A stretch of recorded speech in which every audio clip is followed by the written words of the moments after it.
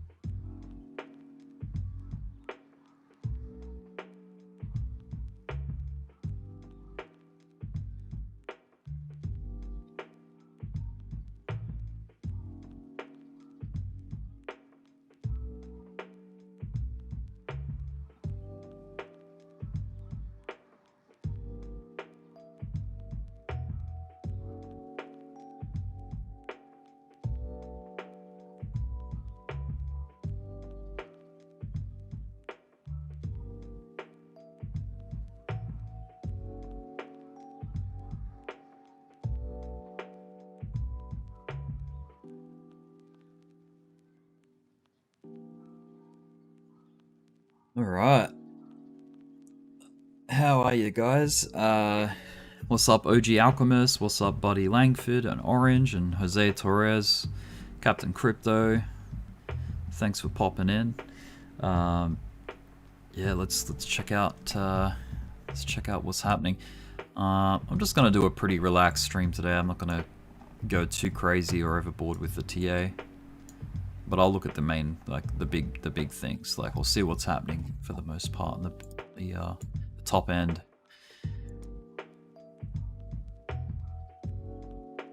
Let some more people flow into the stream.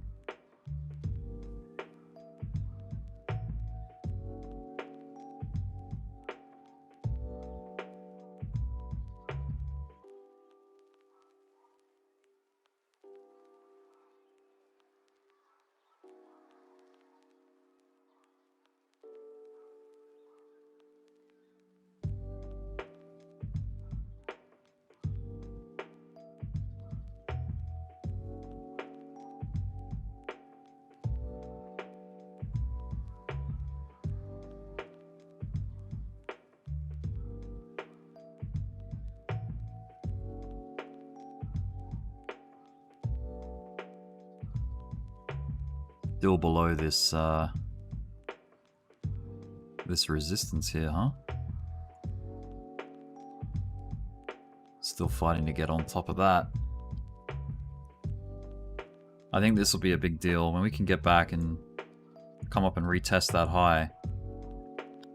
That's when it's game on, but for now it's like we're just consolidating sideways below this resistance.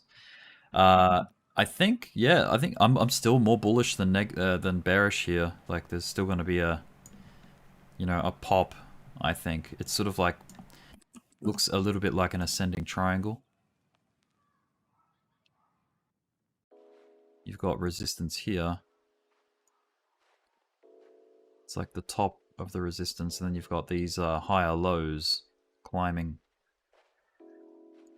So fingers crossed for the bulls that we get that break of that resistance at some point, and then we travel up, reapproaching the all-time high for total market cap, because that's what matters the most. I think that the fiat is still flowing into crypto, the crypto market.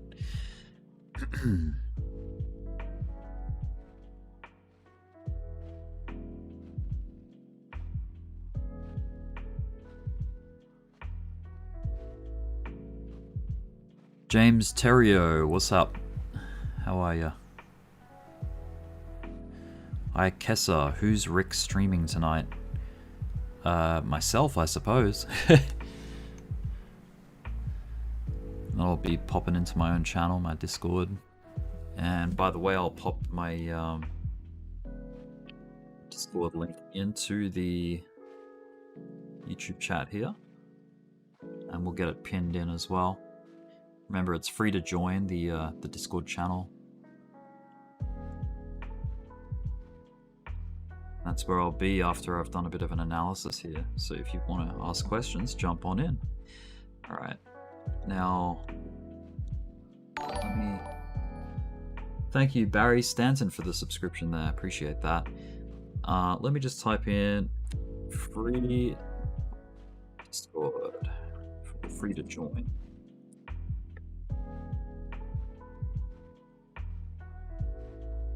Paste the link.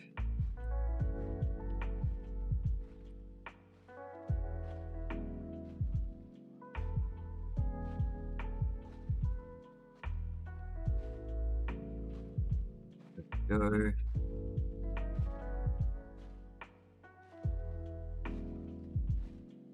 Keep this on hand so I don't have to type it out every time.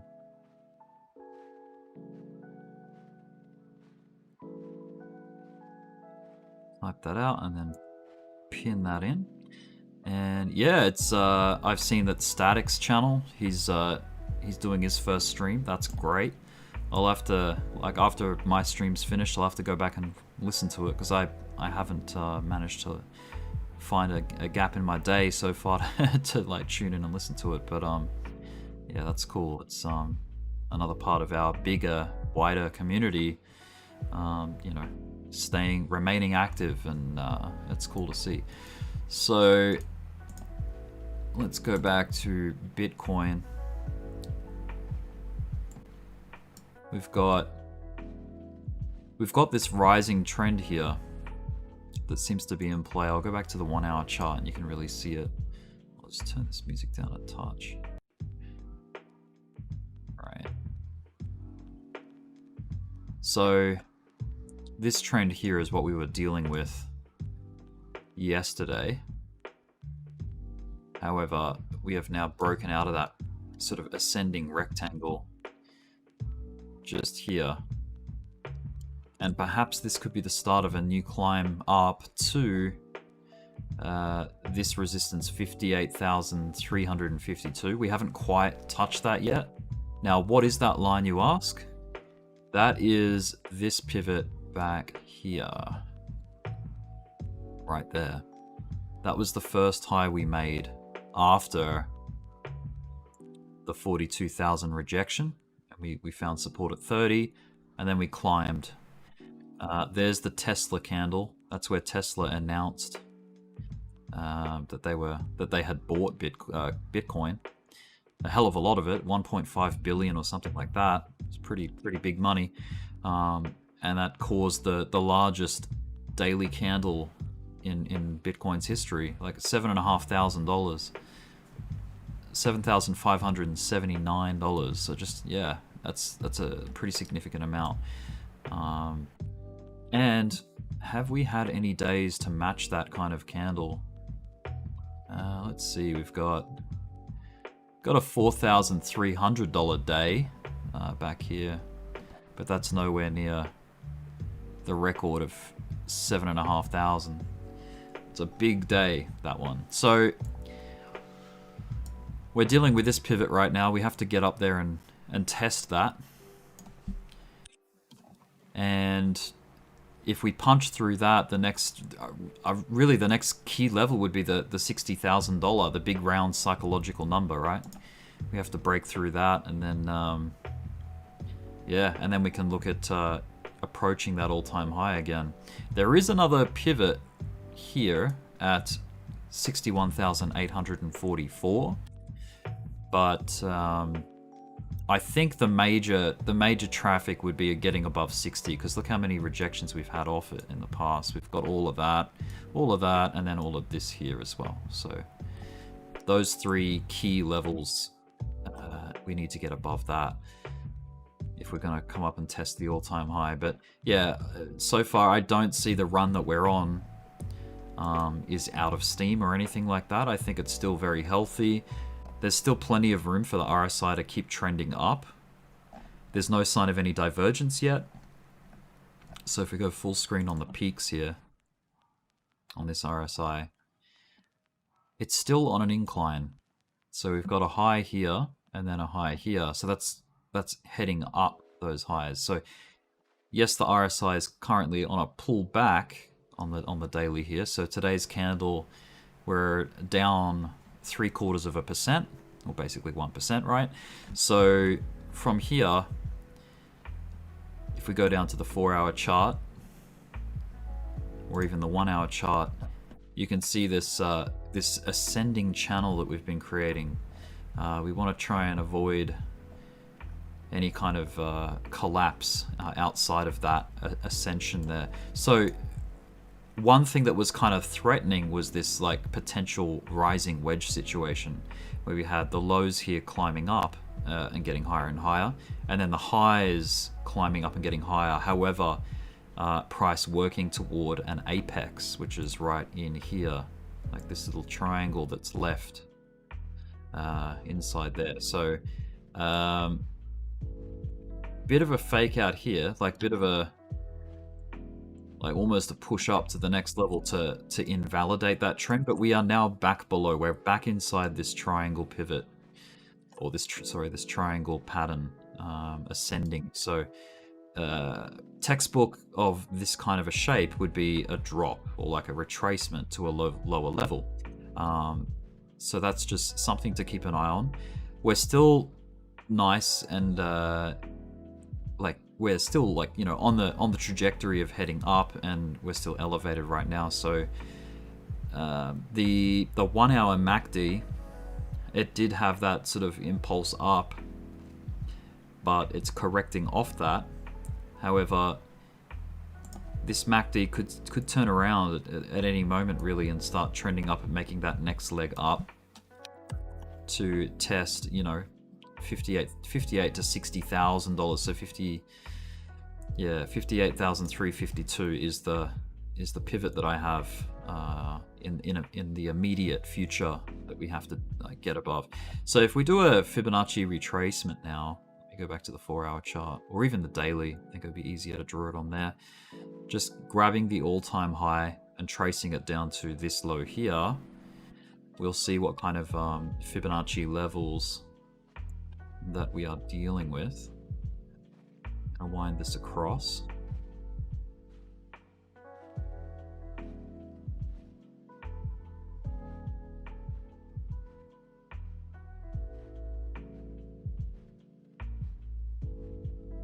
Right. Now, all right, so yeah, we're still sort of stuck around this 786 Fibonacci level. We've spent a little bit of time above it, which is good. So it's shown that it hasn't it's got no significant wall standing there. It's just we need that buy pressure, that volume to step back in, just like it has been doing in this climb. And I think it's still there. It's just it's going through a bit of a take profit area. Like, I mean, taking profit at the fib levels is always a good idea. Like if you're playing with like a large position and you're a whale, for example, yeah, it's completely a good idea to take at least portions of your position as at profit at these key levels of resistance, because they can pose as the turning point, the pivot. Yeah. So from here, yeah, that's the hurdles we have to deal with now. We've got 58,352, which is this blue line here. I'm going to make that a thicker line just so you can tell the difference between it and the fib. Get a 3, there we go. And then we do have another pivot up here to deal with as well. And then we've got our all-time high. So there's really 4 major tests ahead of us. So this pivot here is the top blue line. The next blue line would be that, and I'm tying this pivot here in with the test of the 60,000 as well as this pivot and this pivot here. That's all the one test of $60,000, which has proven difficult in the past. Yes, we've spent about 7 days above 60K, but yeah, for the most part, it is tough to try and it proved to be tough to try and maintain support above 60. So that's the high we got. Yeah, so Q4 of this year, looking healthy, looking strong. Definitely smashed through that descending resistance here, this big thick yellow line. So that is a good start. This move, I don't think there's anything unnatural or unhealthy about this move up here. This is quite a natural, you know, just a higher low and now the higher high. So a confirmed macro uptrend, you know, that's what we got. We're back on a bull trend, no doubt about it. I don't see, like, you know, all of the bearish divergence here from this climb, we paid our dues. Like we corrected off that. We cooled the RSI back off on the daily. You know, it dipped down to the buy zone, if you will. And now we're making that second leg up. So if you're an Elliott wave theory kind of person or trader or analyst, you'd be calling this wave 1 and then this wave 2, which is the corrective wave, and then you've got the third wave, which is the second impulse wave up, so the second bull run up, which is usually longer and bigger than the first wave. So if that's the case, yeah, we'd be going beyond the all-time high for Bitcoin. So let me show you a little trick here. I mean, you probably saw it yesterday when I was streaming. I'll delete that and we'll use a trend-based fib extension tool. Daniel M, thank you so much for the $2 super chat there. Appreciate that. He says XRP back over $1.13 soon. I'm in hot water if not. I'll definitely check XRP after we just do this last point here on the fib extension. Thank you for that, Daniel. Be right over to XRP. So, oh, here we go. Okay, so maybe a 1-to-1 target, like if you're targeting 1 on the fib extension, that takes us to 63,242. So within reach of the all-time high. Something that is very possible is that we could double top at the all-time high and get rejected again. But yeah, if we convincingly break through that, damn, that's going to be a big deal. But definitely we are in a greed cycle right now, so that's, you know, that means that the cash is flowing back into crypto and everything should trend up as a result. It's just that Bitcoin feels the move first, if you will, because a lot of the money flows through Bitcoin first as the front door. So anyway, let's get on to XRP for Daniel here. All right, so your position is $1.13, or you're saying XRP back over $1.13. Let's check that. I'm going to put a green line here. We'll call it the Daniel line. And that's at $1.13. It's not a bad spot. I mean, it's in the neighborhood. The cool thing about XRP is it's on an uptrend. You've got pivot high, pivot high, pivot high, pivot low, pivot low, pivot low, and then pivot low again as it stands, which is obviously an uptrend. See that? So until you start getting lower lows, you're safe. You know, this is just what you're feeling right now is a pullback off that run, that little run it took to $1.23. So yeah, I'm definitely not bearish on XRP at the moment. It's just going through a correction off this initial impulse up where it reached $1.23. So yeah, nothing to worry about yet. The time to start, what would make me sort of fear it a little more would be if it failed to get above that 0.5 fib level. You can see that it went up there and tagged it and got that rejection. So you're saying here before $1.04, you think? Or do you think it's gonna continue up before it reaches $1.04? Let's see. Well, there's a lot of, I'm just trying to figure out like where these supports would be. Well, you've got the 382 Fibonacci level here. Let's see. Let's draw a support fib. Because if we're calling that a top, support fibs start from drawing from the bottom.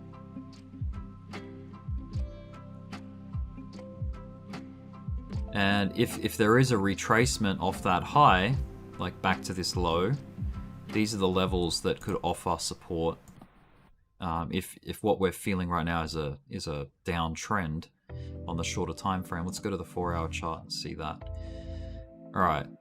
So the usual places for support to be found are you can get bounces either off the 382 if it's still bullish, or the 0.5 fib level, or even the golden pocket, the golden level, which is at $1.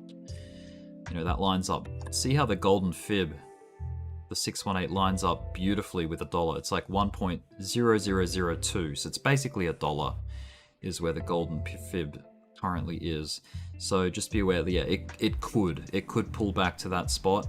Right now, it would make sense if there's a lot of resistance here at $1.08, $1.880. So if this is to continue to correct, you might find support at that previous resistance here. So it's not over yet. $1.04 is the 0.5 Fibonacci level. So that's on the pullback there. And that'd be your last line of defense before it hits $1.04. So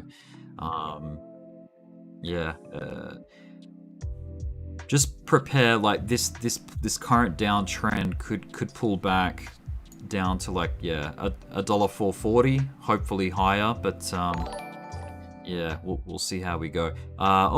Another super chat. OG Alchemist, thank you, $5. Just wanted to say thanks for all you do.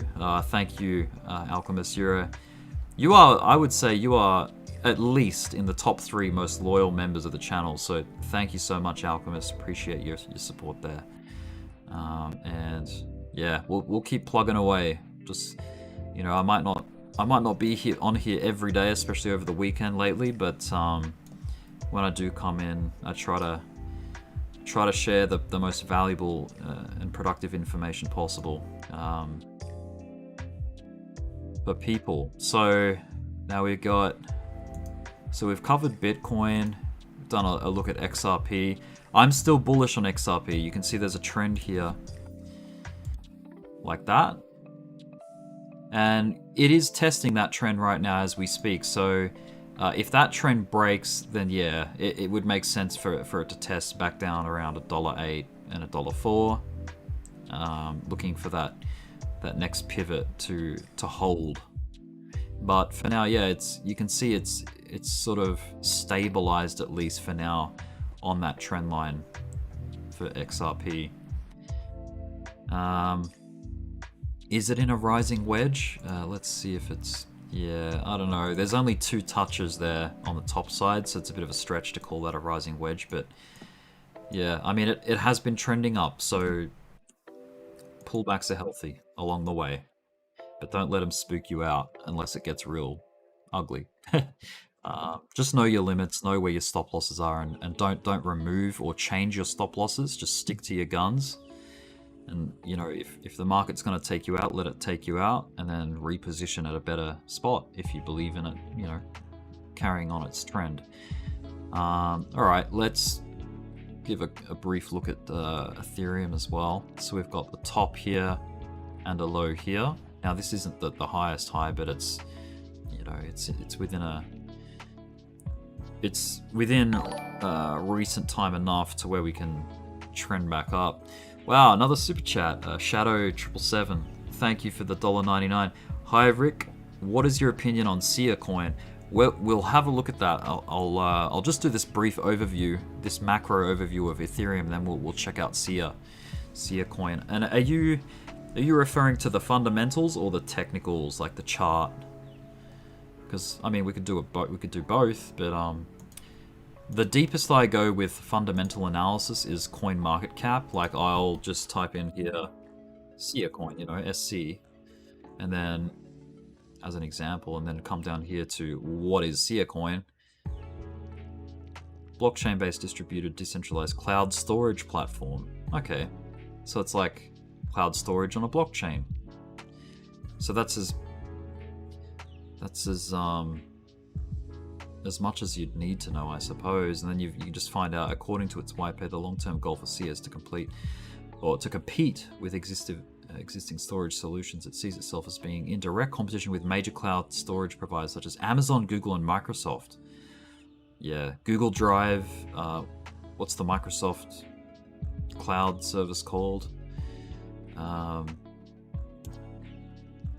Amazon. Okay, Amazon has a cloud storage service as well. Okay, because of its decentralized nature, SIA is able to offer competitive storage rates. Okay.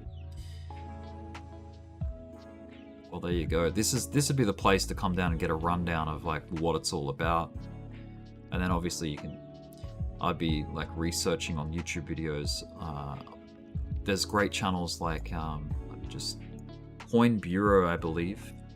Coin Bureau, however you spell that.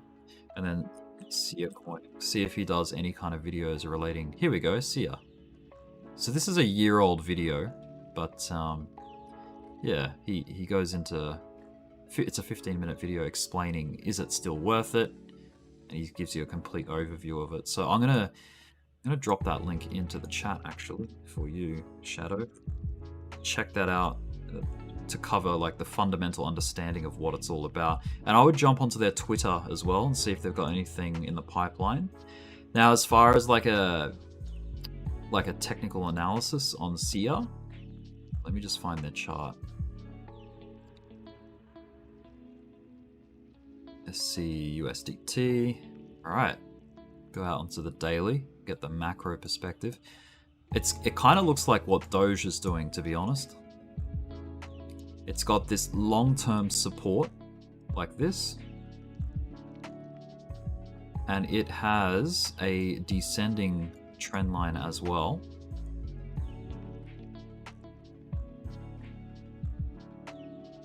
Probably something like that. So these are the macro trends that seem to be going on at the moment. I would kind of exclude this crazy overbought candle here, or a couple of candles, from any kind of recent trend activity. It probably did have an influence back here when it was a bit more relevant and a bit more, yeah, like this falling trend. It was very sharp. It was a very sharp descent right there. But that trend did break. Not explosive. It just sort of like went sideways through it and then dropped anyway. Yeah, weird. Okay. But for the most part, yeah, it's above this ascending trend line. The lowest point after the high, so if we're calling that the high, and then this the lowest point after that, that gives us the ability to draw a fib of that. And that is a resistance fib as we're climbing back up right now. So if I wind this back over to the current price, we're still fighting to get above the 236, which is the first hurdle. So the cool thing is, though, you're gonna get a bit of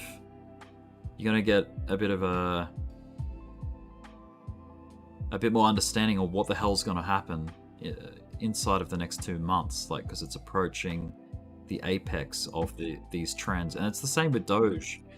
Like, if I go onto my DOGE chart and I go out into the daily and scroll out, like, yeah, it's the same situation with DOGE. Like, it's arriving at an apex.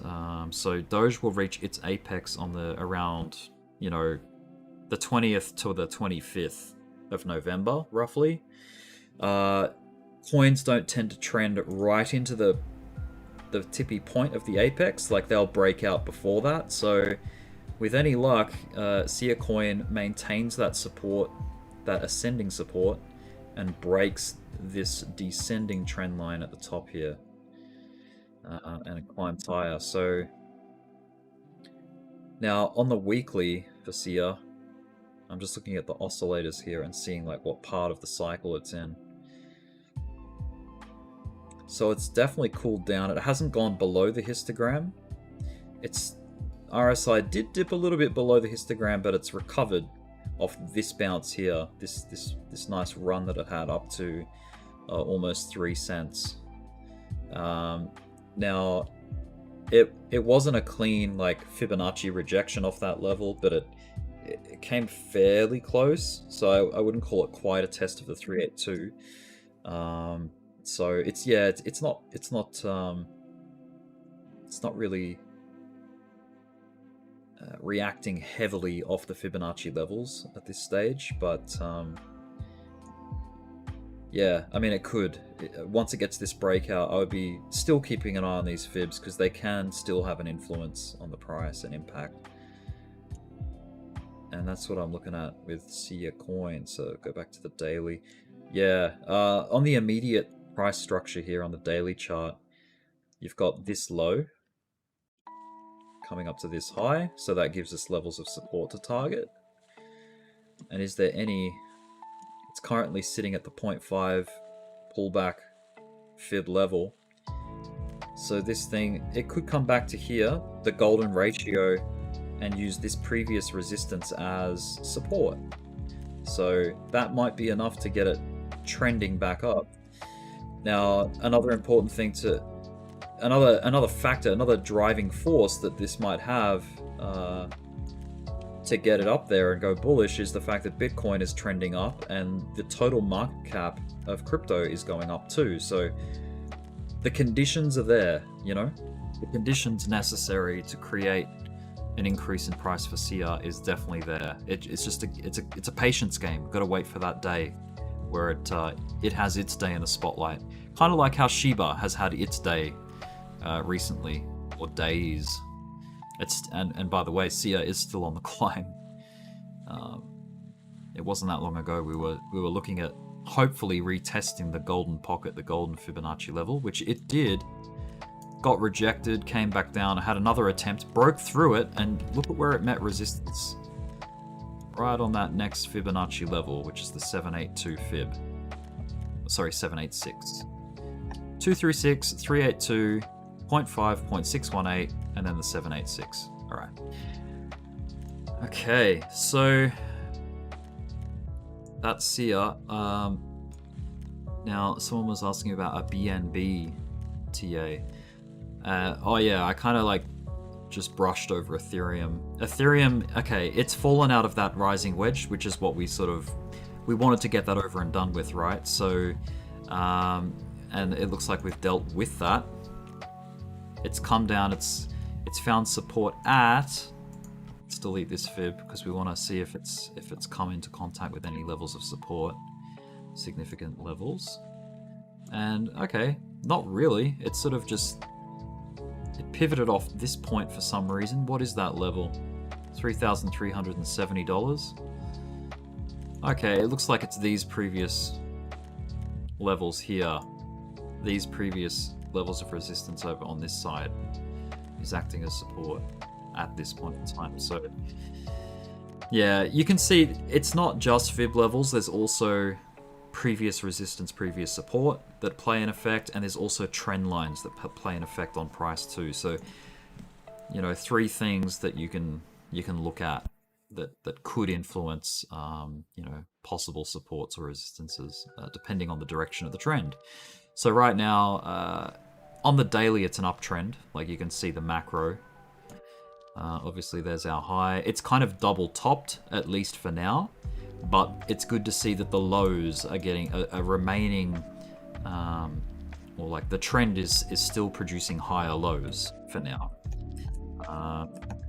Yeah, we just need to punch through that resistance of $3,676, and then yeah, we can look at attacking 4,000 again.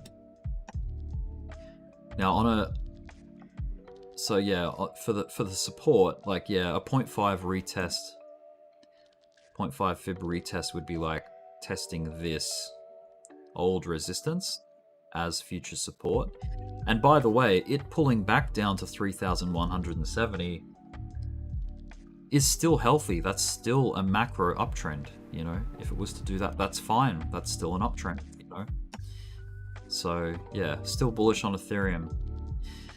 I'm gonna delete that and let's scroll right out to the all-time high and see if it's lining up with any levels. So we've got the low in there. Whoops. Just adjust that. Let's wind this across. Right. You can see how it, the golden pocket, the golden level, the 618, the golden fib, produced a bit of resistance back here. But then we finally punched through, even went beyond the 786. There was a bit of an activity here off the 786, but yeah, for the most part, still punched through, gunned up for that $4,000 test, but could not maintain. So yeah, here we are, rejection off that. So now that we've figured out that's the resistance path for the long term, but let's check out the current support. So we've got the low here drawn up to the high. Let's scroll this back across, and have we cradled enough? Yeah, yep. So the usual spots for a bounce is anywhere between the 0.5 and the 0.65. That's a very common area for a bullish bounce to happen, to occur. So much like Bitcoin did, it trended up, produced a falling wedge, and now it's broken out. But the cool thing with Bitcoin is that it's above its high that it made. You know, it's above that. That's the same like high back here that it made. All right, let's check out BNB. That's the one you were asking about. So yeah, long term, Ethereum still looking strong. It needs to come up and test 4K and get above it. That's the writing on the wall, and it needs to maintain support in order to do that, which it seems to be doing. Like yesterday was a good test of this pivot over here. So yeah, all systems go on Ethereum's still. Now BNB, much like Sia Coin and Doge and many of the other alts, it has a really long-term uptrend here. But it's also dealing with lower highs on the macro scale too. So it's working its way down toward an apex produced by these two trends. Now, let's check. Let's go down to the hourly actually, because there was a channel that it has since sort of dropped out, and now it's fighting to get back into that channel. But I'm going to delete that channel because it's no use to us now. Let's check the Fibonacci levels. Now, once again, check it out. We've got, let me go back out to the daily. So there is a larger, there would be a larger fib measurement to draw out and test and see where it's at. But for now, let me check. And I'll address some of these comments in the YouTube chat in just a second. I'm just going to dive into BNB on the shorter time frame here. Thank you, Aislinn. Sorry if I didn't pronounce your name right there, but thank you for the subscribe there. Thanks for the sub. Yeah, all right. So this high on BNB that we got, $518, basically 519. The lowest point after that high was 320. Tracing down a Fib retracement from there, that gives us these levels to work off, and you can see a clean rejection by the golden pocket right here, at least for now. So if we're calling that the resistance, and this is where we started from, that gives us the ability to draw up a support fib, which goes the other way. You draw it from bottom to top, so swing low to swing high. And it's currently resting on the 382 Fibonacci level. So it's got that support. Hopefully that's enough to drive it up and test the top of this descending trend line here for BNB. So yeah, it's still on track. Just like, I mean, the rest of the market is on track because Bitcoin is performing well. Remember, Bitcoin still has a huge influence over market sentiment over the longer run. You know, things go on trend regardless of what Bitcoin's doing, but does that trend perpetuate for more than a week or more than a couple of days? It can, but it's, for the most part, things seem to fall back into the gravitational pull of Bitcoin because it's still got that market dominance, and you know, the more dominance that it garners, like, the more influence it'll have on the sentiment. All right, so Bitcoin. Let's go back to, where were we? BNB. So yeah, these are the trends I'd be looking at on the macro scale, on the daily.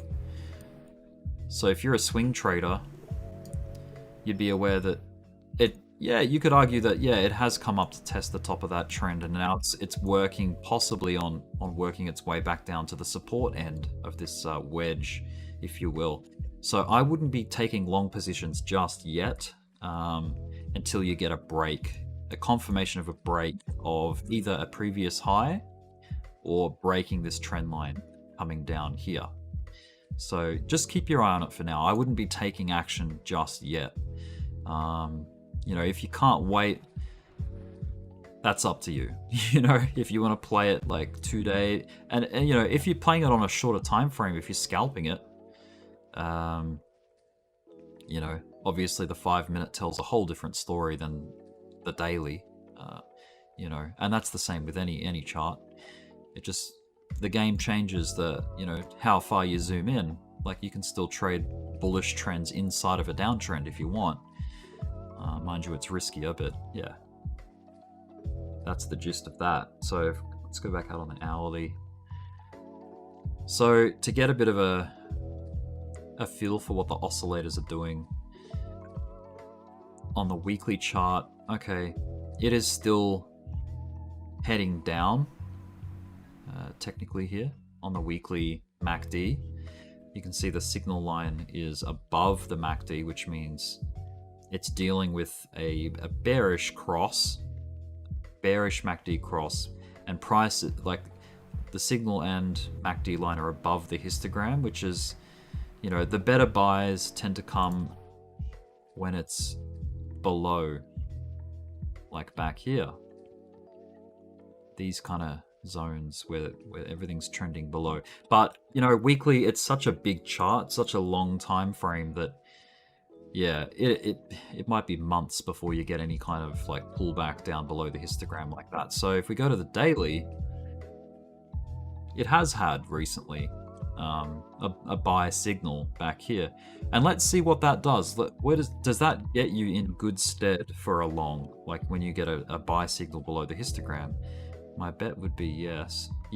Okay, so right there it's saying, okay, go long, and you would have, you know, caught a bit of that uptrend and made a bit of a profit there on a swing. Because this is the daily, remember, this isn't just like the 5-minute chart, this is the daily. So on the daily, we are dealing with a momentum shift to the downside, obviously. We've got the last 4 days have been pulling back off this uptrend, so that's why I'm saying hold off. Don't try and catch a falling knife as it's still in a bit of a downtrend here. Just wait for it to settle and show signs of strength before jumping in, I would say. But yeah, you can always average in. If you have a position and you're trading spot, you can layer in, targeting this as the extreme low here. It's one way to play it, but yeah, I'm reluctant to tell you where to buy and where to sell. I'm just here to tell you how to read the chart so that you can make the decisions yourselves on where to call the shots. So I'm not a shot caller. Alright, let's save that chart. We'll pack that one up and move on to the next one. Okay, someone said they saw a cup and handle on my ETH chart. Let me just go back and have a look at that, see if I can see what they're talking about. I wonder which time frame they mean. The weekly, perhaps? Oh yeah, the weekly. Yeah. Scroll out to the daily. Yeah, there is it's a wacky looking cup, but yeah, I can see what you mean. I'm gonna draw it in and see if I'm on the right track with what you meant. Something like that as the cup, and then this falling wedge here was the handle, I'm guessing. Guessing that's what you meant by that. And then now we're working our way back up to the neckline of the cup. And then if we get the break, maybe it'll send us back up in price discovery. Yeah, I totally agree with that, dude. Good spotting. So, and that is exactly how these cup and handles work. They come off the back of an uptrend. I've heard a lot of people say, is this a cup and handle? And it's coming off a downtrend like this, and it forms a rounding bottom like that, and they think, oh yeah, that's a cup. And then there's another continuation down. But no, that's not a continuation cup and handle play. Cup and handles come off an uptrend. Inverse cup and handles come off a downtrend because they look like this. Like that. Because cup and handles, they're not a reversal pattern, they are a continuation pattern. Now, excuse me for just a couple of minutes. I got someone at my front door. I'll be back with you in just a minute. Thank you.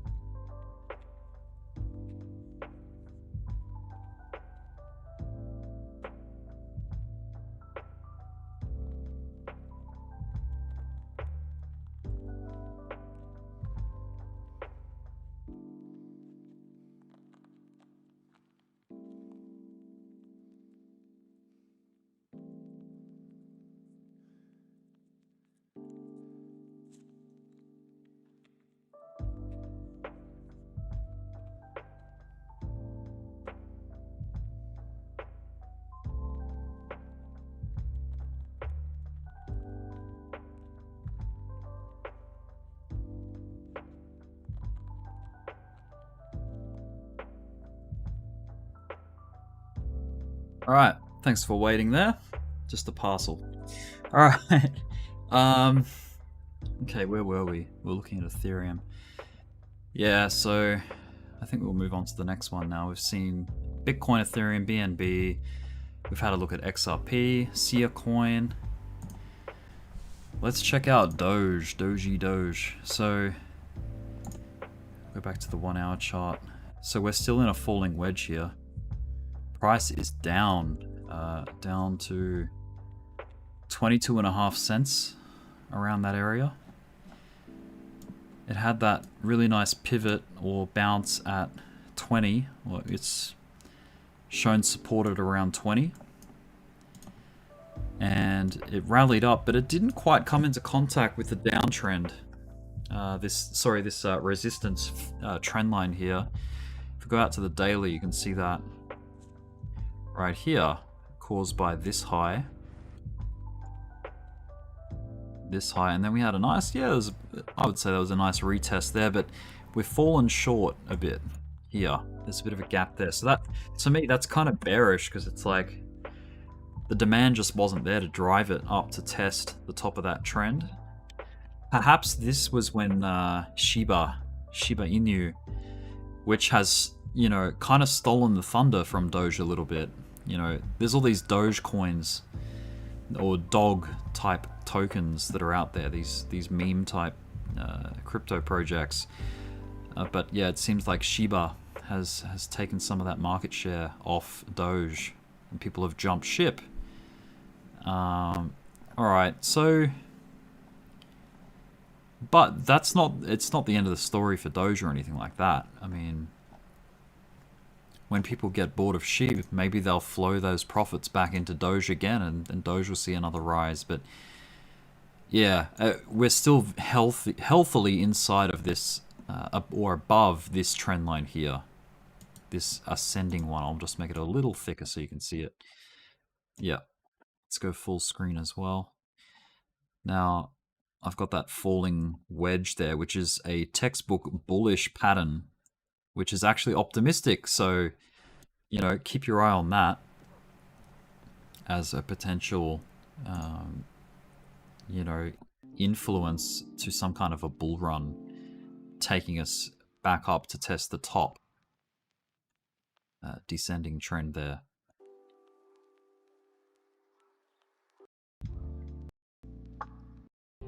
Click back through to these songs.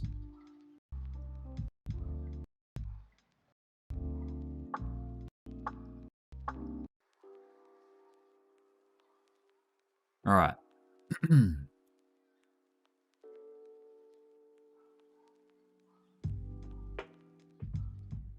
So for now,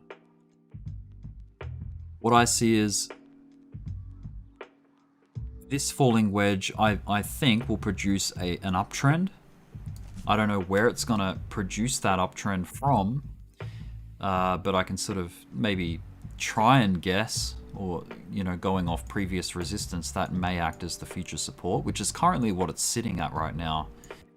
You know, we've got these levels here, or this range here of resistance in the past, acting as possible support right now. So that might be enough to cradle us, for us to rally back up and test this descending trend to break out and get that proper test of this trend line. And fingers crossed it breaks out, but we'll see.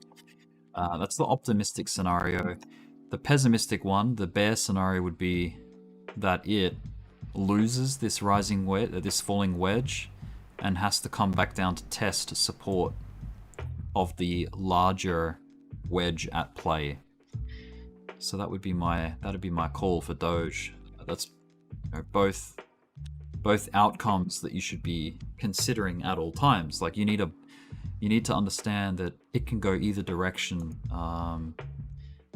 bullish or bearish, especially when it's not pulling in volume. Like lately, it's been suffering from a lack of volume, Dogecoin. Like, there hasn't really been any crazy pumps. It hasn't been under the spotlight, so to speak. And we all know Elon Musk hasn't tweeted about Doge in months. Like, it's been a long time since he's said anything, and that used to be its kind of driving force at once upon a time. It used to drum up a bit of interest, but yeah, we know that like every tweet succeeding SNL, like coming after SNL, was having less and less of an impact on the price. You know, every tweet. So I don't know. Not the best way to try and trade, or like there's other things. Like it's better to chase things that are on trend and try and scalp those than sitting in something waiting for a tweet. Especially when it just goes up and comes straight back down to where it started, like a pump and dump. So yeah, I mean, ever since SNL, honestly, I have not really traded Dogecoin. It's just there's been more attractive like rallies in the rest of the market than to waste time like trying to, you know, get something, squeeze something out of Doge. Especially lately, it's just been quite flat and monotonous. But yeah, the good news is like it's not going to be that forever. It's not going to be monotonous and flat forever. It will break out eventually, but especially, you know, working toward this apex here, hopefully it is a break out to the upside. And that's Doge. So if we lose that support trend line, that one that's rising up here, which could happen, yeah, maybe that's where we get the retest of 16. If we lose 16, obviously the next major pivot would be that 9 cent, 8 cent level down here. But we'll see. We'll see how we go. I'm Doge to $1 for the long term. Shiba. Now, this is a bit more exciting. This is something that's been moving in the past couple of weeks. So we've got this trend line here, which it is respecting. So it's made contact with it. Well, this is its first pivot. We've got second pivot here, third pivot here. So retest, retest. It's come back and it's taken off before a fourth retest there, or a fourth touch. So it's punched through that resistance, that golden Fibonacci level, golden pocket, punched through it, capped out at the 786, which is so clean. Like, it is really respecting these fibs nicely, this Shiba token. So yeah, it's higher highs. So here's a high, here's the second high. Higher highs and higher lows. So we've got a low here, a low here, a low here, and a low here. So what does that spell? Uptrend. You know? So yeah, I'm still optimistic on Shiba. It's the writing's on the wall here for its resistance, which is 3,528 Shiba Toshis. I'm calling it that because it sort of looks like Bitcoin's Satoshis, where it's got 8 decimal places, so 0.00003528. And yeah, that's the first sort of like resistance that we have to deal with, getting back up over and back into price discovery. So now there is one before it, and that's the previous high here on yesterday's candle that it made, up to 3,213 Shiba Toshis. So yeah, two fairly key levels to get above. 1 and 2.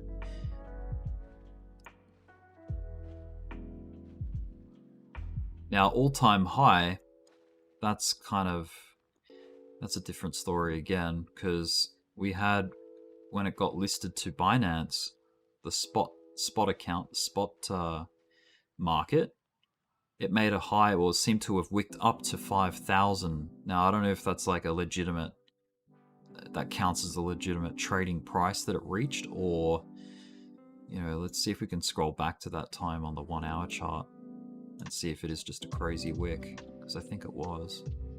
Yeah, here we go. Yeah, it was all within that first hour. It produced that crazy wick. I think maybe that's where it started from and it just dropped, or well, hang on a minute. The wick opened here. Or the candle opened here, wicked up to 5,000, came back down, and this candle closed at 2,967, so basically 3,000. And yeah, I'm more inclined to say these are more natural highs than this crazy wick up here. I'm not going to count that as the all-time high. So let's call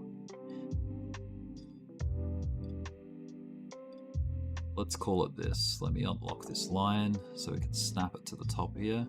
Now, is this the same height? 3923, 3924. Okay, yeah, 3924 is the highest point if we're excluding that crazy wick for Shiba. So that's the next target after we deal with. Let me go back to the recent price.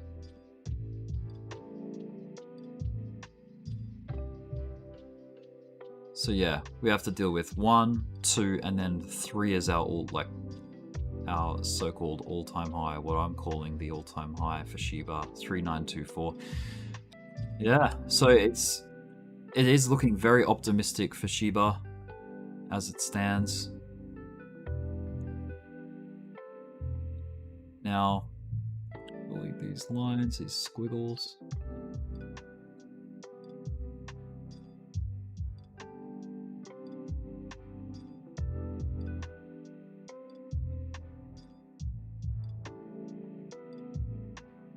Read through some of these comments here. What do you think Bitcoin's next move is, or is that just guessing? I'm wondering if the alts will follow or have an alt day, regardless of what BTC does. Good question. It is complete. Yeah, it is guessing, because at the end of the day, you do have to make.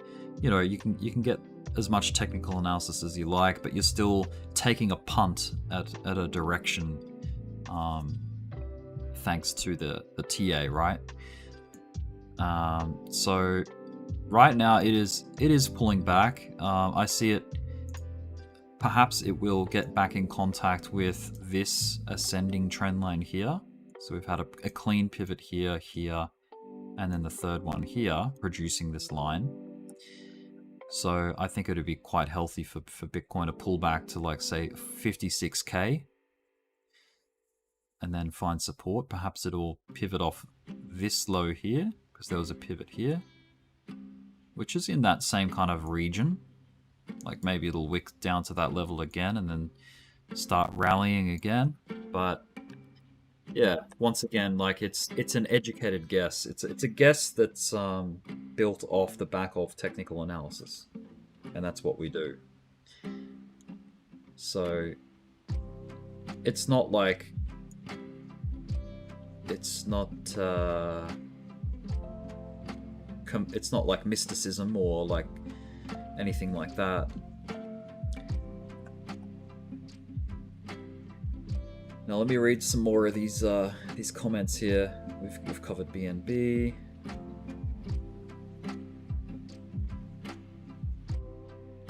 UMA TA, please, and thank you. You're the man, Rick. Thank you, Michael. Let's check UMA. UMA, there it is. Ah, yes, we have looked at this in the past. It's still maintaining support on this line here. However,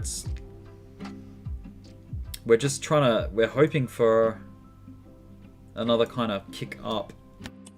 So if you believe in this line here, this ascending trend line, and you think it's going to hold as support,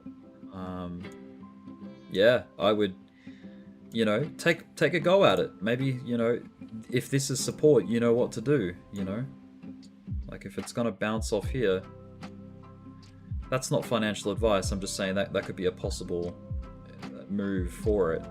I wouldn't be buying it right this second. because it is falling, obviously. It's pulling back. It's down 3.5% for the day so far. But yeah, that's what I'd be looking at. If you take a Fibonacci retracement from all-time high to the lowest point after that, which takes it to like around here, it has struggled to get above the first test of the fib, so the 236 level. So yeah, we're counting on this support line basically, and that's UMA in a nutshell. There's not much more to it than that. It has to maintain that support and then create another spike, another rally up, just like it did over here, like this nice rally here. Now, to answer Daniel's question earlier, yes, if Bitcoin maintains and bounces off this trend line here and goes up, or even just goes sideways for a while, kind of like it did through this area, that'll give the alts some time to, you know, do their thing, because the alts kind of seem to be reactionary to Bitcoin. They don't move before Bitcoin, but yeah, you'll see that the money comes in through Bitcoin first, and then Bitcoin either chops sideways or, you know, retraces a little while that money's leaving Bitcoin and going into altcoins. High caps first usually, then the mid caps, then the low caps. So high cap being like, say, the top 15 or the top 10, mid caps being like you know, 10 to like 30 or 10 to 50. Yeah, it depends where you call these brackets on the market cap leaderboard. But yeah, these are all obviously the higher caps. I mean, Bitcoin obviously over $1 trillion. That's crazy. It's been very active this year. Yeah, just keep an eye on that trend line, and fingers crossed it gets some of the love when that money's flowing through this part of the market. I don't know where UMA sits on the market, on the rankings. UMA, nor do I know what it is. I'm not sure what it is. It's rank 122, so it's not quite in the top 100, but yeah, there's room for it. If it's a good project, there's room for it to climb up for sure. So I would, if you're into it, if you're interested in it, do some research. You know, do your own research and see if it's worth, you know, investing in, you know, long term. But otherwise, yeah, it's not too exciting at this stage for any kind of, like, there's no trend at the moment for scalping like on an uptrend. It could be in the next couple of days. If it gets a bounce off this trend line, then yeah, show's on. Like it might see another rally up. But yeah, that's what I can see with UMA. I hope that answers or that covers any of your curiosities about it. What's another one? AXS Falling Wedge, looking good. It came up to test the top of the wedge, but hasn't quite broken out yet. That's where it's at. If you take the high point to the low point, that gives you the fib levels, and you can see it has come in contact with the it's currently underneath the 236. Wicked up. It's more so respecting the pattern rather than the fibs, at least at this point. I mean, there was this test, but that happened before we got that low in. So the fib used to be over here before all of that price action was in. It used to be sitting here like that. And yeah, it was like a rejection at the 0.5 fib level. It did get a touch over here of the golden ratio, because we knew this was the low and we knew that was the high, so that lines up with it testing that. But now that we've got a lower low down here, that gives us new levels to be keeping an eye on, because this isn't locked in until it pivots and starts trending up again. Because I mean, this was the pivots, these were the pivots. However, eventually, yeah, it lost it, and yeah, down it kept going into that falling wedge pattern. So yeah, that's AXS. Still love AXS as a coin to trade. I think someone was asking for Avax, Avalanche. I'll have a look at that as well. Yeah, total market cap still underneath the trend, by the way, on the daily. That'll be significant if it can break above that trend line and then retest this all-time high and then go back to price discovery. That'll be sweet. So always keep an eye on that too. Alright, that's enough about the total market cap. Now let's go to the Avax, Avalanche. Ooh, okay. Falling out of a rising wedge. Natural. That's good. At least we know what we're getting. Like, you know, we know that that's just... It's playing to the textbook, right? I'll make these lines red. Just to indicate that is a bearish pattern. And that's the resulting break from that pattern is a bear trend or, you know, a retracement. Now, where's the support? So we started from here and we ended up at the all-time high. So if we draw a fib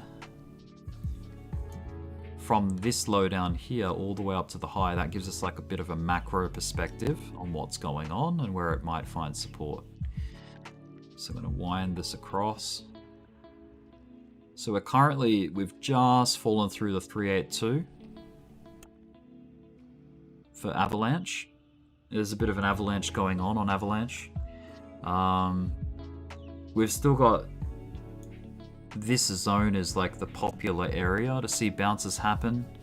And that would sort of like a full retracement into the golden pocket and a bounce off there would marry up with a retest of these lows, this pivot, this previous pivot here, which is at basically $34.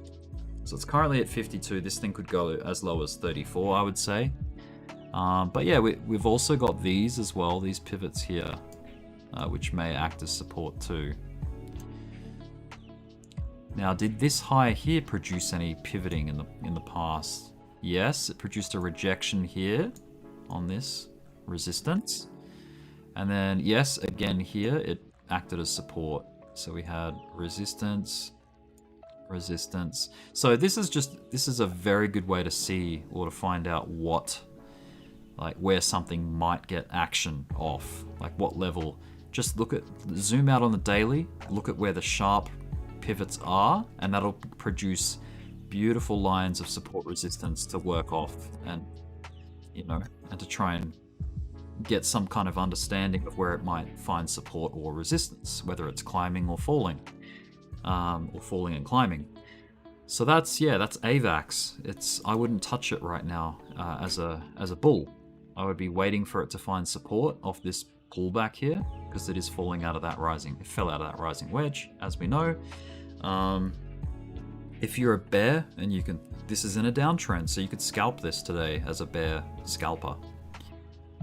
You know, very clear and obvious trend there on the 5-minute chart. So just what I would do as a bear is you wait for these relief rallies, and then when the relief exhausts itself, like just here for example, it found resistance, you would open up a short on that resistance, and then yeah, you just let the market do its thing. And then, you know, what's that move worth from there to there? Probably not that much. Oh, 5.7%. That's pretty decent, I guess. But yeah, that's trading the trend, right? If you're able to go short, that's how you just wait for those downtrends, and then pick your entries into a short on these the top of these relief rallies that come up. And I can sort of feel you asking, like, how do you know it's the top of the relief? Like, how do you know it's the top of the rally? Like, where's a good spot to buy? Use your oscillators. Like this cipher indicator is pretty on the money. When you see a red dot on the top of a momentum wave above the middle, like the median line, that was a good short right there. So that little red dot there produced a nice entry to a short. You had a lot of short and long signaling here, but then when you see that big, let me go full screen for you so you can see it. You can see that big momentum dot there. Or so that's a signal dot. That's not a momentum swing. That's a signal. So that's signaling go short. Not to mention it had some bearish divergence as well, I believe. Let's check that. Yes, just a little bit. Just there. See that red line that goes across the top? That's bearish divergence. So, yeah, that would have been a nice little signal to take as a short.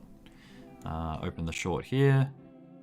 Let the market do its thing. It swung down to here. You could have closed the short there, even.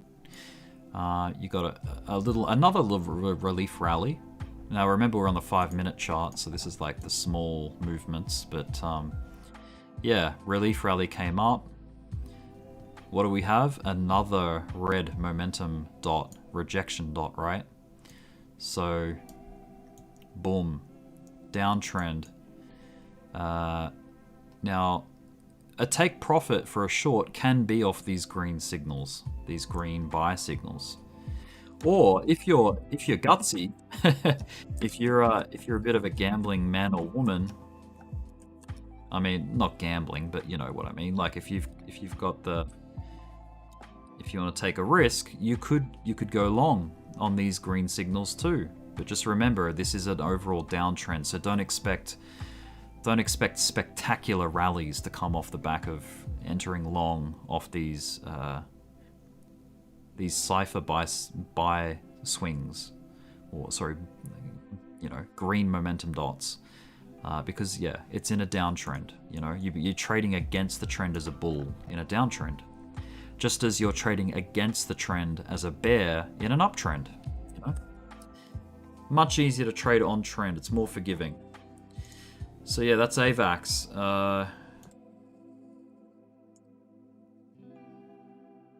What else are people saying here? So we've covered Shiba, we've covered UMA, we've covered Avax. Yes, we've had a look at AXS. Today's daily candle has been a good candle for sure. We're hoping to get a breakout of this falling wedge, which we were looking at about 20 minutes ago. And yeah, that'd be good to get us back on track to retest the pivots of 140 bucks, like these ones here, 140 for AXS. And then we've got another pivot up here, which is at $145, and then obviously the all-time high of $155. So 140, 145, and 155. Those are the resistance levels that we need to break above to go back into price discovery. But yeah, have we met the bottom of this drawdown that we're experiencing here? And yeah, quite possibly. I think, you know, this could be the pivot that we're looking for. Right there. It coincides with all of the resistance we felt back here off the previous price action. It's not totally clean, it's not to the point, but there's a lot of activity around there. So there would have been existing buy orders and things like that were sitting there that never got picked up or something, you know what I mean? They put them in too late. But yeah, I'm bullish on AXS, especially because of this falling wedge. It's a very nice pattern setup. And check out the MACD on the 1 hour chart here. It's on the climb, it's on the incline. We had bullish divergence with a huge buy signal here on the daily chart. Sorry, on the cipher indicator on the hourly chart. So if you were to follow that religiously, like if you follow these signals on the cipher, that can be enough to get you into decent trades, especially on the higher time frames like the hourly, the 4 hour, or even the daily, you know. Yeah, just remember the daily signaling is quite late and it needs time to play out, so you have to be very patient when you're trading off signals produced by the daily chart. So the 4 hour is a nice, like, happy medium between the daily and the hourly. It's like a nice compromise, I would say. So yeah, the 4 hourly cipher signaling is nice for swing trading, I would say. So keep an eye on that. It's sort of like pick your time frames, you know. You can still take signals off the 5 minute, but just be aware the higher time frames they hold trend easier, and there's more strength behind trends that happen on the daily, the 4 hour, the 1 hour. compared to the 15, the 5, and the 1 minute. All right. That's enough about AXS. Let's see what other people are talking about here. AXS, MBOX. Let's check out MBOX, MBOX. I don't have it in my watch list, but let's look it up.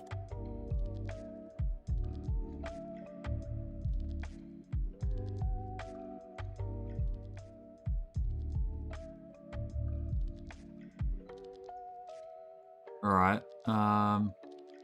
It's not terribly old. It's only been out since the 19th of August, so 54 days. It established support a couple of days into its existence on Binance, and it has retested and double bottomed and arguably triple bottomed now. So it's currently at that support level, if you will, for now, MBOX. Yeah, it really needs to hold that level if it's gonna start rallying up. And not to mention, there is this trend on the top side that you need to keep an eye on too. Something like that, perhaps. I mean, there was this one that got broken. So that's out. That's been invalidated now. That trend, or it's been, you know, it's been broken. It's been beaten. So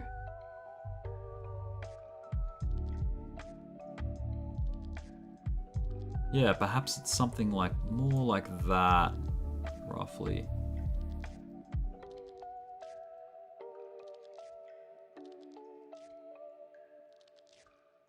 I really wish we could include this as part of it, like a test. Like if this just went a little higher and wicked up to there, perhaps maybe that would make more sense as the trend. But yeah, it is hard sometimes to incorporate every candle on a trend. I mean, if we move it down to into candle bodies like that, at least there's almost touch with that part. But anyway, you get the gist. There is a bit of a falling resistance line there, or trend, but there's also an ascending support trend like that. But yeah, there's not a hell of a lot of data to go off, or data, if you're from Australia. If you go back to the hourly chart,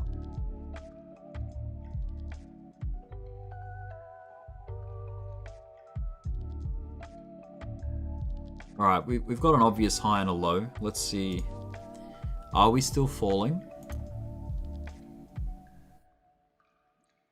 We have seen a higher low, at least for now. It's reaching what might be like the apex here, so something has to give. It's either going to be obviously the support or the resistance trend line right now. So yeah,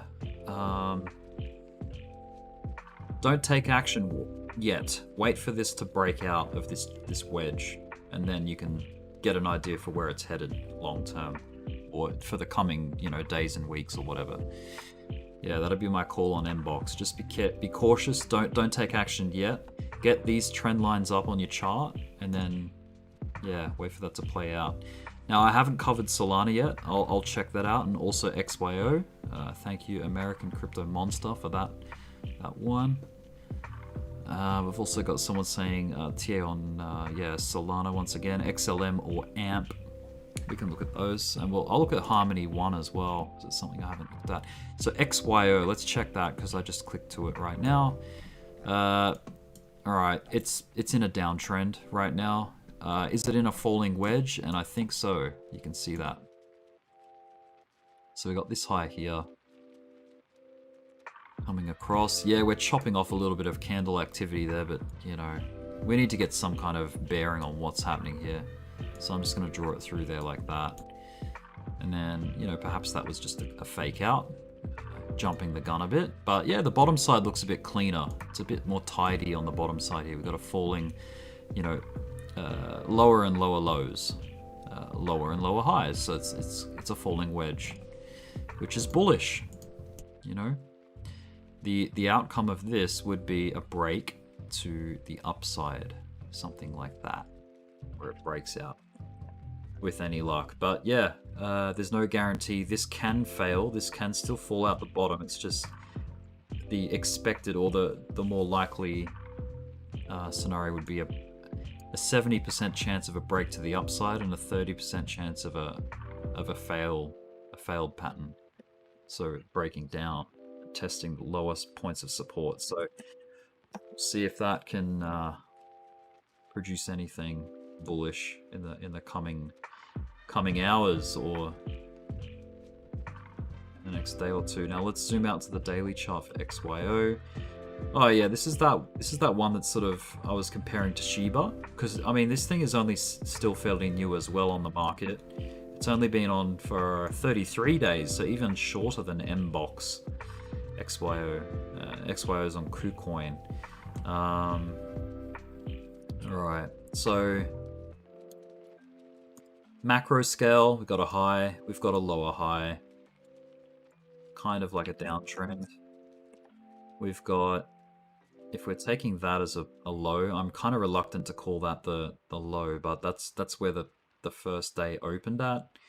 If we trace that up like that, it's still got a ways to come down to test that trend line, so be careful. I wouldn't be going long just yet until you find examples or instances of support. So that's currently like the wedge it's in, if you will. Delete that fib. Can you see where it, from this high to the lowest point, you can see where it kind of met resistance at the good old golden level. It didn't quite make it. If we really zoom in and show you. Yeah, it didn't quite get to the 618 golden level, but it's definitely in the ballpark, I would say. Alright, now, alright, I've been streaming for about an hour and a half now, an hour and 27 minutes, so I'll look at a few more, we'll do an overview, and I'll start wrapping it up. Now, this whole time I haven't been in my Discord, so I might jump in there now. And we'll just say hello to the Discord crew. Remember, the Discord is free to join, so it's pinned to the top of the YouTube chat here. Just click on that, and yeah, you can jump in and say hello. We've got a few people in here now. So, alright, let's go back to the requests. The YouTube is spitting out. We've got, oh yeah, Solana. Let's check Solana out. Alright, it lost this ascending trend line here, sort of 3 days ago on this candle here. However, it is, yeah, it's still kind of producing, or it's inside of a falling wedge. Let me just adjust these lines as well, because perhaps they need updating. Because we've got a bit more information to go on now, as we've got more candles compared to last time. So let's see, have we invalidated this falling wedge yet? And it is looking scary, I'll tell you that much. It's becoming less and less like a wedge. It's becoming more like a descending channel, like perhaps a flag shape. But let's change this from a resistance fib into a support fib, because we're looking for support now. We'll take this lowest point. If I can snap to it, 1 second. Remember, we're on the hourly chart, so it's not really, and we're zoomed out, so it's hard to sort of pinpoint. There we go. All right. And then the highest point is up here like that. Let's wind this across the screen. Let's go 300. There we go.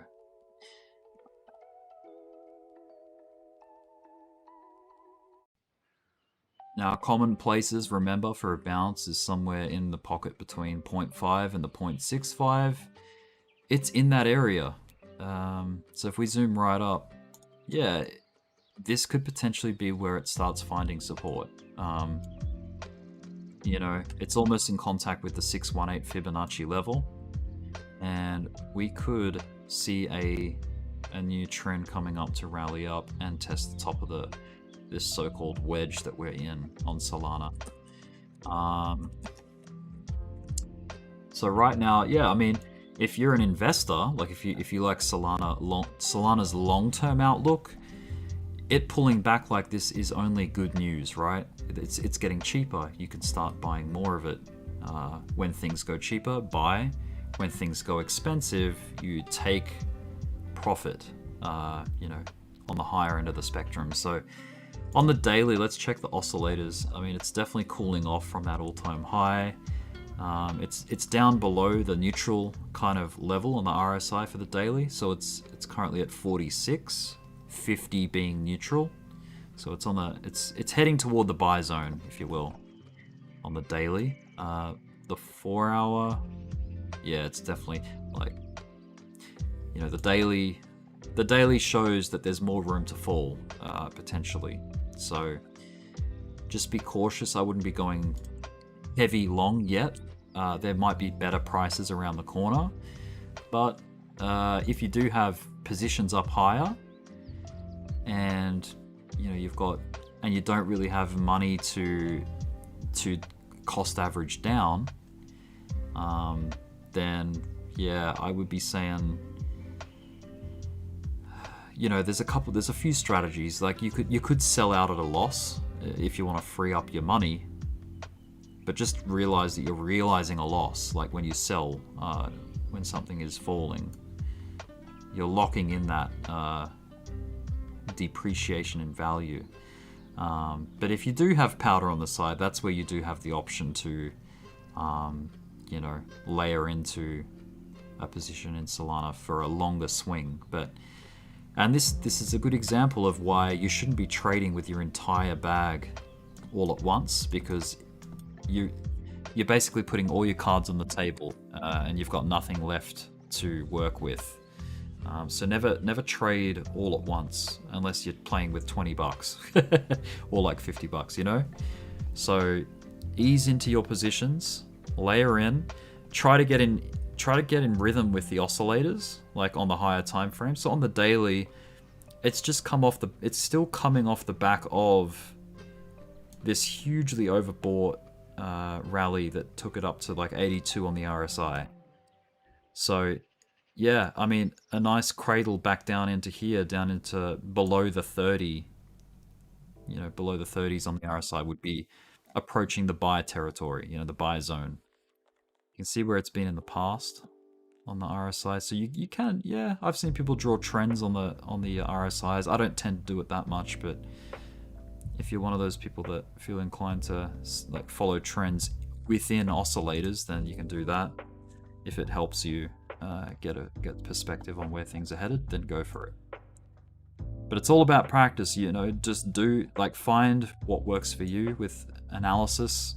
Try to find rhythms and patterns and things, and each coin can be different depending on what you're looking at as well. So, you know, some coins respect Fibonacci retracement, some don't. Some respect RSI, like as, you know, being quite clean and showing up as, you know, good buy zones and good sell zones, and others don't. So you just have to find out, like, back test and see how they've performed in the past with the oscillators. Now so that's Solana. It is currently falling. Just be careful with it. Wait for confirmation of a change in direction of this correction that it's in, and then yeah, we'll go from there with that. But for long term, like, this is one of my the coins that I'm interested in following long term, because just based off what it can achieve on a fundamental, from a fundamental perspective, Solana outperforms Cardano and Ethereum and Polkadot as a protocol crypto, right? So that's why I'm bullish on Solana long term. But yeah, in the next couple of days or weeks, yeah, maybe it's still cooling off from that high that it made. So maybe that potentially there's better buys around the corner in the coming days or weeks. So that's Solana. Now, did I do Fib retracements on it? Let me check. So we got low to high to try and find where support will be. And yeah, It's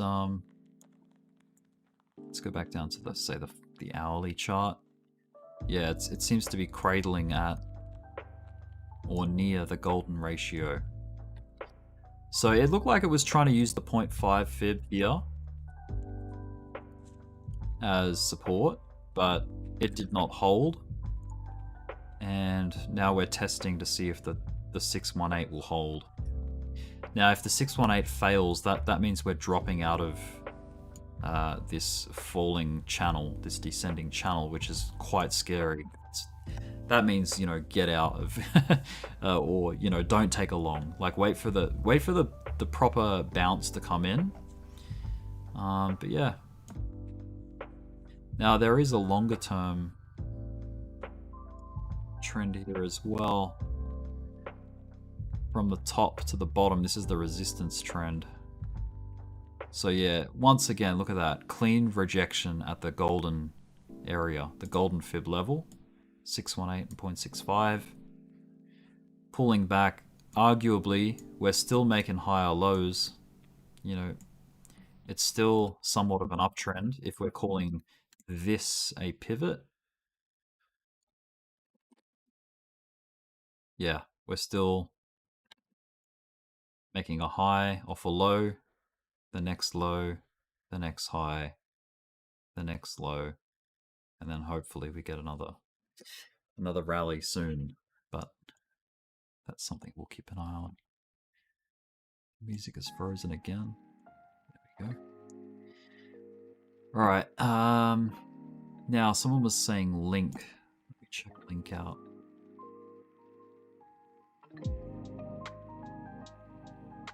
Cool. A breakout of the falling wedge. It didn't take it very high, but nonetheless it broke out to the top side, which is what we look for, the textbook plays for these falling wedges. High to low, levels of resistance. It didn't quite make it up to the 618, the golden fib for a test, but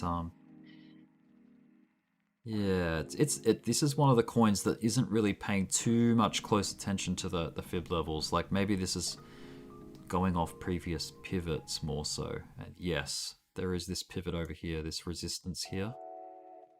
Produced a trend line which came across, and that's probably where this met resistance. Same again. Kind of like a big old head and shoulders. I'd be careful of that with Chainlink right now. There is the threat of a possible head and shoulders on the higher time frame here. So we've got, you know, left shoulder. Now this could get a little bit ugly down here. We've got right shoulder. Yeah, it would have to fall a long ways for it to break. Yeah, that's kind of whack. That's a bit wacky to call that a head and shoulders, but it is reminiscent. It's got the features, like it's got a higher high, but then a lower high here. So it's like it's changed direction. The key features being the shoulder, the head, and the other shoulder. You know, it's got that sort of triangle pivot. So, but yeah, like we're looking at a potential inverse head and shoulders here, though. Like, check this out. So we got, you know, all that left shoulder, the head, the neckline, and then the right shoulder is setting in, and hopefully it rallies up. We get like a pivot, a direction change, calling this the head, the lowest point.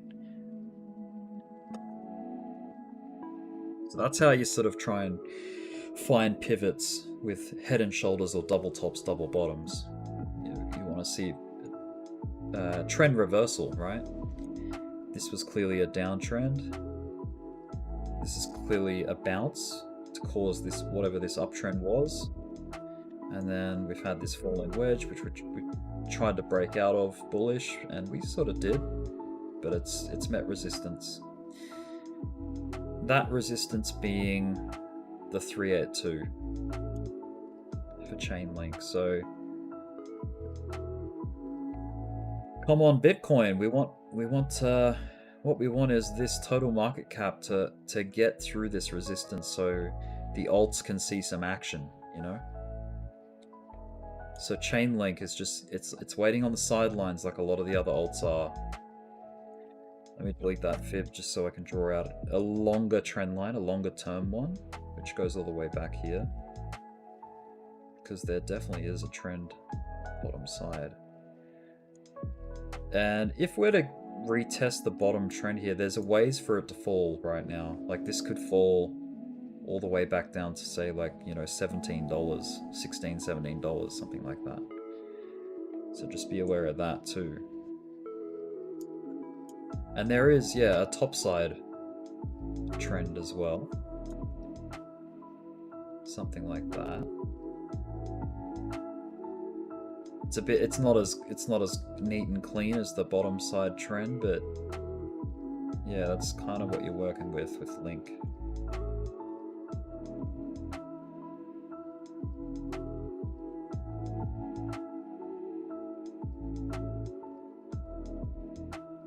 Perhaps a retest, that's what I'm saying might happen there. Retest of this bottom trend line and then maybe a break if we're lucky to come back up into price discovery again. But yeah,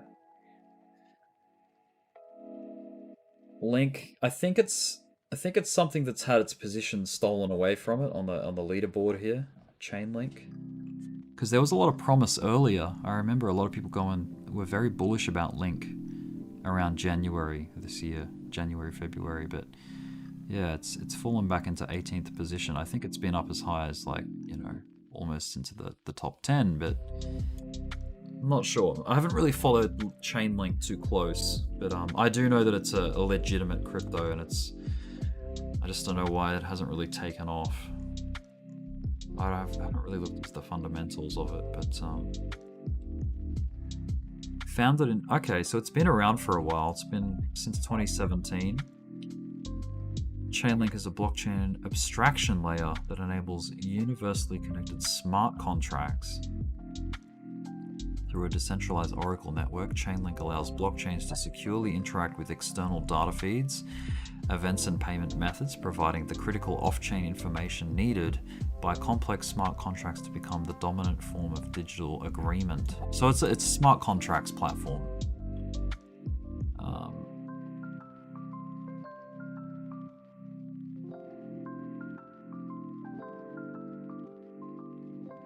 Wait.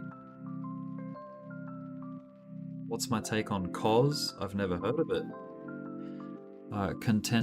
Contentos? Or I don't know which one you mean. I've never heard of it. I'm sorry.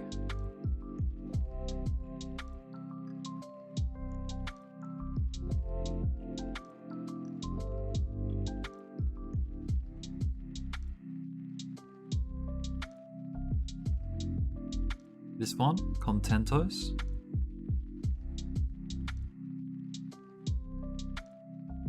There's not much about it. I mean, if we go to the actual website for it.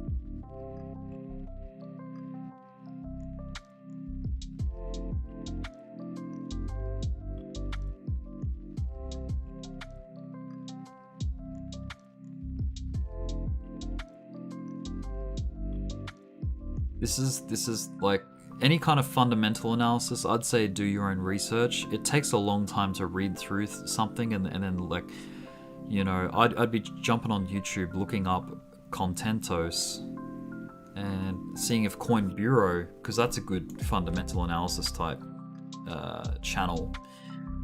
Contentos. See if they've done any, or if he's done any coverage on it.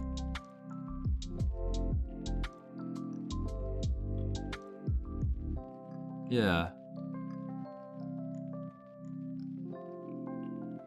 Alright, you want to have a look at its chart, so let's go to the market and see where it exists. Okay, so it's on Binance. Cool. Now, do I have it in my watch list? I don't think so. I've never heard of it, so...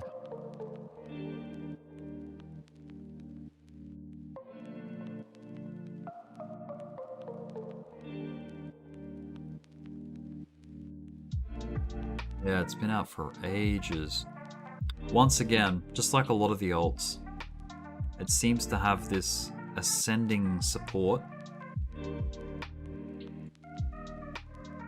So this one's actually like pivoted nicely up here. It has not needed to come back down at this stage to retest this lower trend before taking off. So maybe that's the start of like a newer cycle, a newer up cycle for it. It does have obviously the top side too, like this, something like that. Yeah, that's what I'd be following. There is like a sub-trend going on here now. Now that it's made that pivot there, that's like another, I'll make that dashed.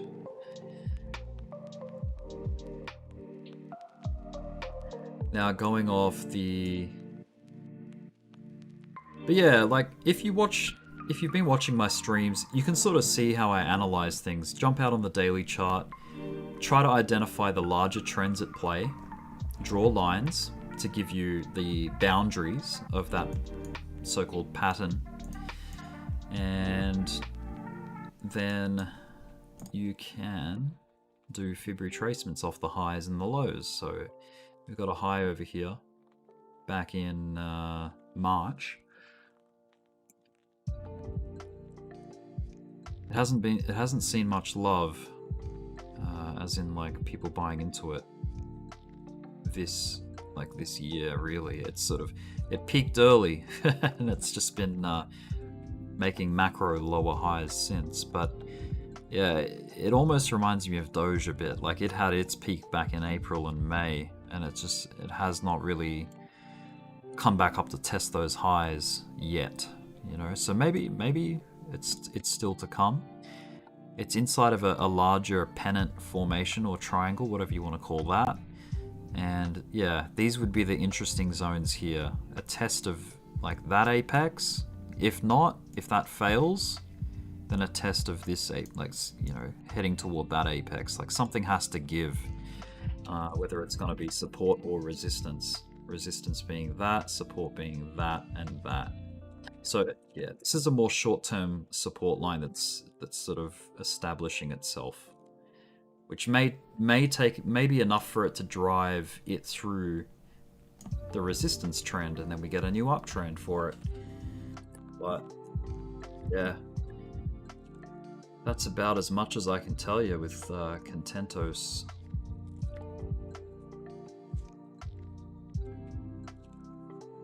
Alright, I think I was gonna have a look at Harmony 1. Let's check that out.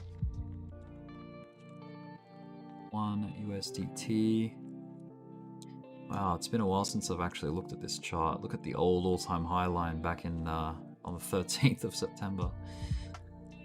Let's update this chart a bit. So we'll move this line. Actually, let's make this a line of resistance and support. Get a fresh line for our all-time high up here. Make that pink. And let's adjust these fibs. So we've got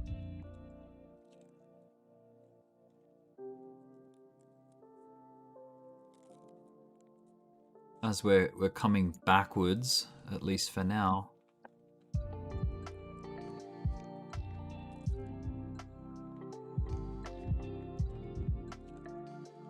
Looking for support in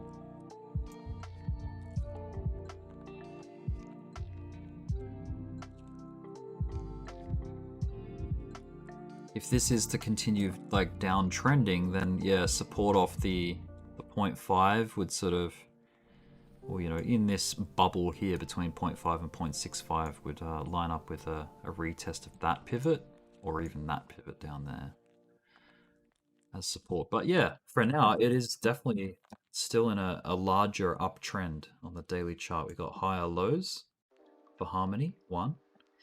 Only recently did it, you know, 3 days ago, it made its all-time high. So that's awesome. It's definitely in an uptrend.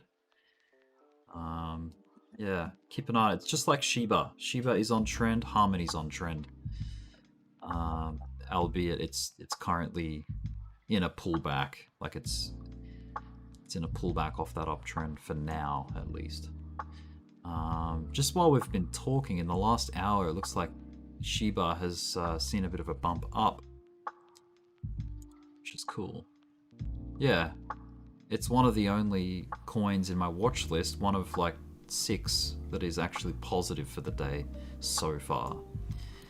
Right now, we need to get above that 786 Fibonacci level for Shiba,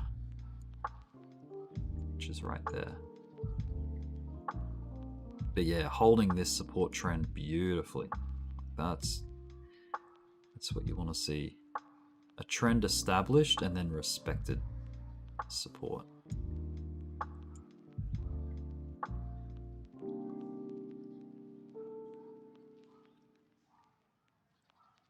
Someone's asking for Phantom. Let's check Phantom out, FTM.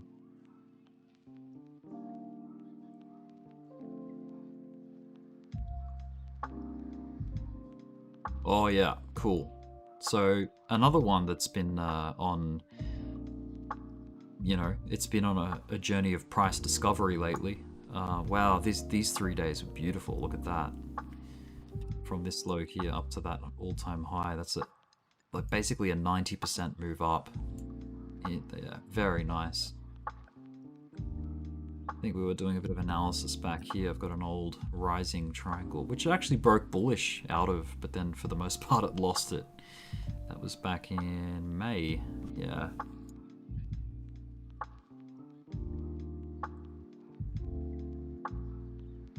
Is there any other drawings I've got in Phantom? I don't think so. That's about it. Alright, so we're working with this trend line here. On the bottom side, which is definitely, we're way above that trend, which is signs that it is still in a very hyper inflated zone, like it's overbought. The MACD is way up on the daily. Let me drop in my divergence indicator. Back to the top of the stack here. Alright, so there's a bit of, I'd be a little bit wary, cautious of the fact that we've got higher highs here on the price, but lower highs on their corresponding peaks on the oscillator, on the RSI here. So be careful of that. That's bearish divergence.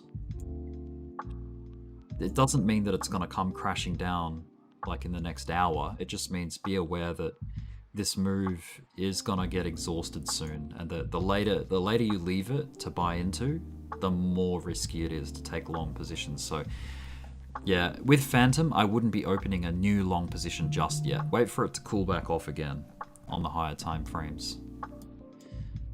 I can see this naturally, like maybe this is going to go through a bit of a bit of a struggle, corrective wave, get back in touch with this trend, and then maybe it'll go back up on another rally given time, you know.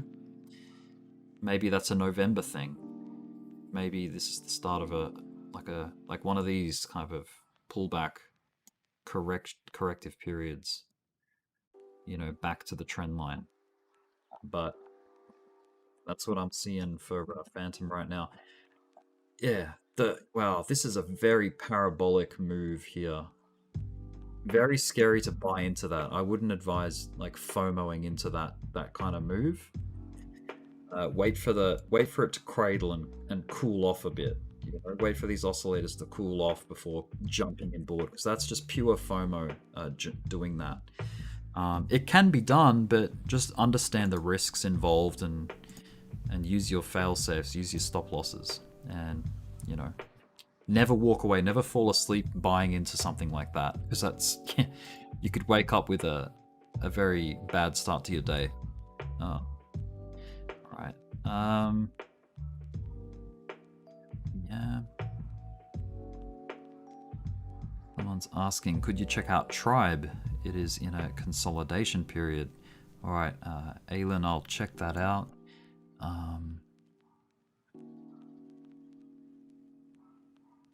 Tribe.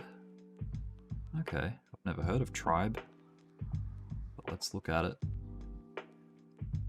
On the daily, all right, this came out in August, so it's another coin that's only fresh on the scene, really. But damn, is it rallying up? It is climbing pretty awesome right now. In the last week, it's been on a strong uptrend, so it's got that going for it. pivots of like levels of resistance would be, well, this is a crazy wick right there. There's a wick up here. There's all of those levels of resistance here. So basically there's a bit of a cloud of resistance at around 90 cents for it.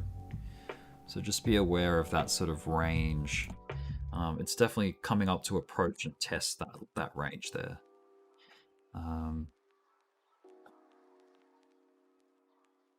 4 hour, yeah, damn, that's just climbing and climbing. Be very cautious. If you are trying to scalp this uptrend, it is a nice uptrend, but don't buy it on a green candle. Buy it after something like this, like where there's a nice a swing down, like a bit of a pullback, right? That's how you try and ride these uptrends. But remember, that's FOMO, because it has taken off. It's already on its way up. So the later you leave it, later and later and later, the later you leave it, the riskier it becomes, the more dangerous. Okay. Thoughts on XYO is I wouldn't touch it right now. I think it's still correcting off that crazy candle it had back on the 9th of October. Yeah, wait for it to get back in touch with this this possible trend line that I have here, pivoting off the opening and this pivot here. That might be where it's headed to find support at before taking the next run up. But yeah, it's still so new. It's hard to do long-term analysis on something that's only been on the scene a month or two. It's 33 days, so it needs more information to go off. But that's as best as I can do for XYO. What even does that XYO do? I've seen a lot about it, but don't know anything about it. No idea. Yeah, I know as much as you. We can look it up. XYO in CoinMarketCap on the overview. Yeah, it doesn't even really have a rundown on what is XYO. It's just, you'd have to maybe go to its website, xyo.network here. It's rank 150th.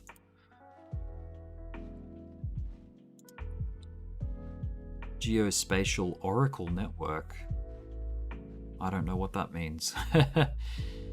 Resources to educate individuals, developers, and enterprises who are excited about the possibilities of a location-based data network built on shared incentives.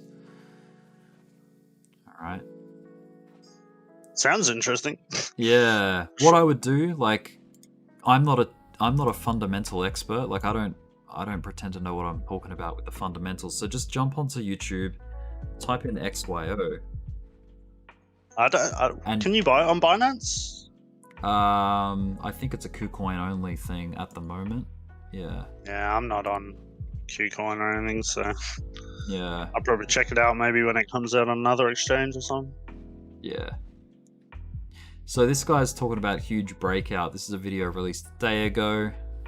Average Joe Crypto. Yeah, this is what I would do. Just start from here, type in XYO. If you've got questions about a specific crypto, yeah, just jump into YouTube, search that ticker, and with any luck, maybe you'll even get like a big channel like Coin Bureau covering the things you need to know. Yeah, look, what is XYO? Everything you need to know. This person's covering it. Joshua, Jake.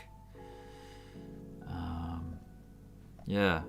So these guys are getting free publicity off my stream. So you're welcome.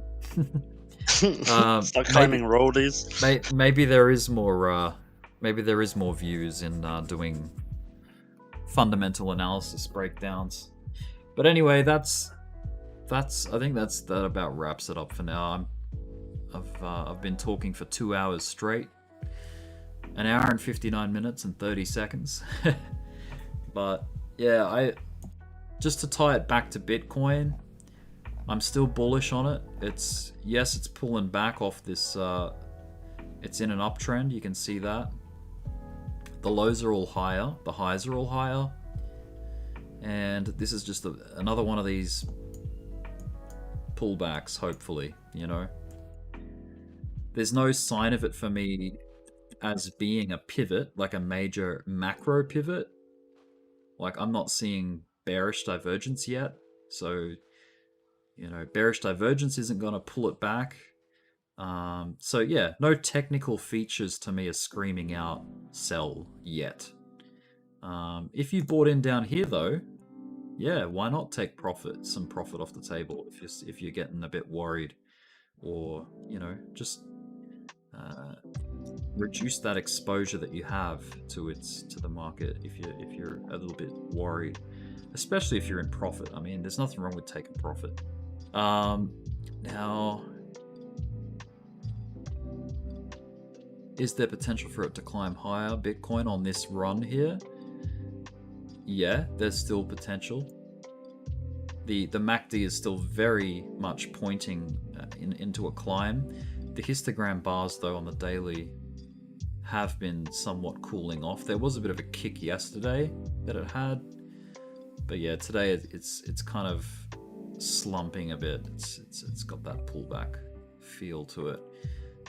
The cipher indicator, we're definitely at the top of a momentum wave, so we might be looking at a bit of a downshift.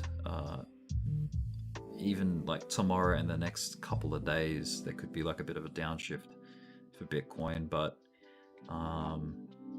yeah, it is really cool to see it at the level it's at. Like the high, like I never thought we'd be seeing almost $58,000 again before the year ended. So it's gone, it's done the unexpected and broken out of this descending trend, which is a good start. It's good to see. It's got its higher high, you know, from this high to this high, higher, from this low to this low, higher.